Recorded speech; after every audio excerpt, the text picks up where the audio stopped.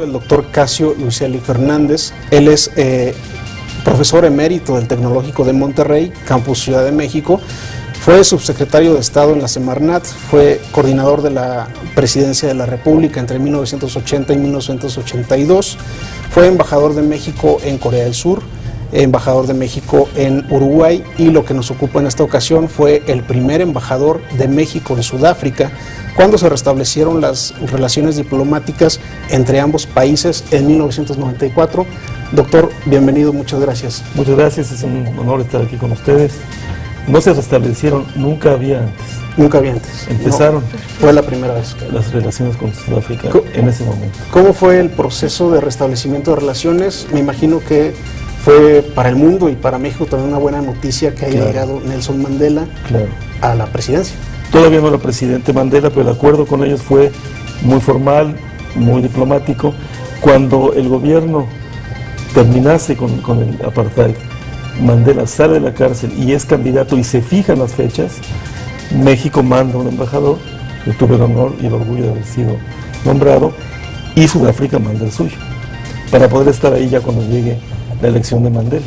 Claro que sí. ¿Cómo fue entonces este establecimiento de lazos diplomáticos con el gobierno de Nelson Mandela y bueno, con Sudáfrica?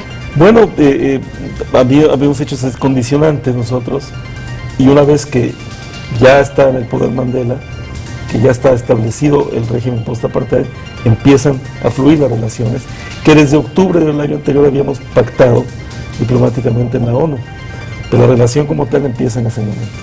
Me imagino que fue en gran parte tras el anuncio del entonces presidente diciendo, cuando asume la presidencia, diciendo legalizamos a las organizaciones a las que habíamos ilegalizado, borramos todas las leyes del apartheid y pues liberamos a los miles de personas que estaban recluidas por cuestiones políticas. Es correcto. Imagino que fue a partir de ese momento que fuese el detonante. A partir del detonante se lo hace W. de Klerk, cosa que lo honra porque cumplió con su palabra. Empezaron los acercamientos, pero la decisión fue hasta el otoño del 93 y la embajada se abre en abril del 94. Doctor, coméntenos un poquito, como representante de México en Sudáfrica, ¿cómo es que fue el acercamiento ya directamente con Nelson Mandela? ¿Cómo usted estableció esas relaciones? ¿Cuáles fueron sus encuentros con él? Muchas gracias. Me da un poco de risa porque fue casual, en cuanto que lo conocí cuando estaba preparando para tomar posesión como presidente. Y como buen profesor que soy también distraído, me metí en la puerta equivocada y me encuentro a Mandela preparándose. Y lo estaba ayudando a vestir nada menos que Mbeki, que fue después presidente, y el gran luchador comunista George Lobo. Entonces yo me disculpo y me dice él, ¿usted quién es? Perdón, le digo, soy el primer embajador de México.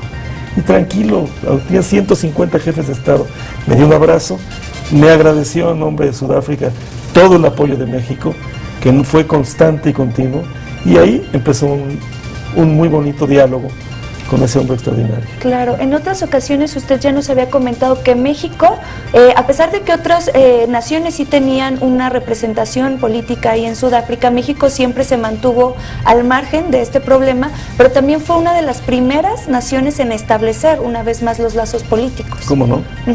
¿Cómo no? Fue con mucha prontitud.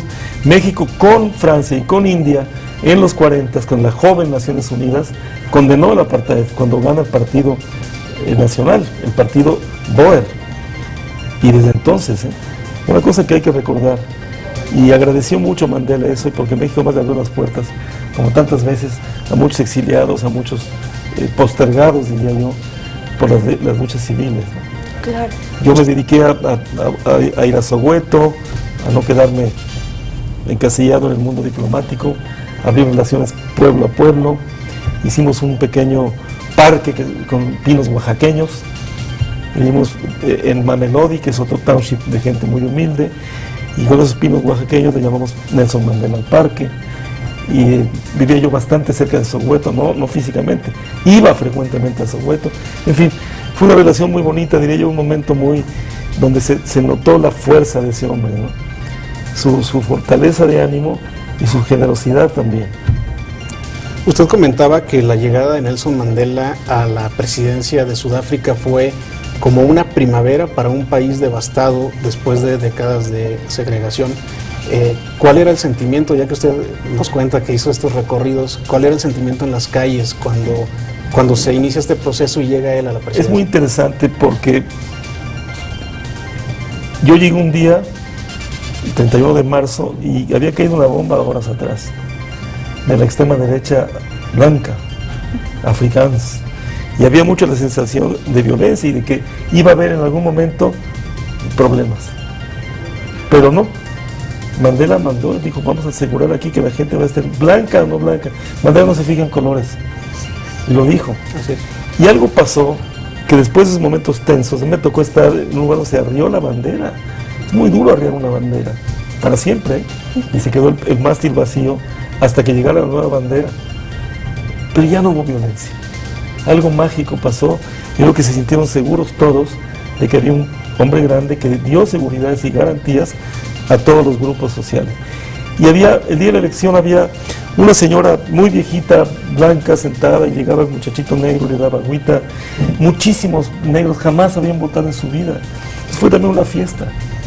Y ahí cambió el ánimo del país. Yo observé la elección en Soweto, y para mi sorpresa estaban los blancos del Partido Nacional, ahí también, de Klerk, que fue el anterior presidente de Klerk. Fue muy interesante, pero atrás de eso hubo negociaciones muy duras. No hay que, Mandela, gran hombre, pero también un hombre fuerte, de mucho carácter. Entonces, y las negociaciones llegaron a feliz término, pero muchas veces estuvo a punto de caerse todo.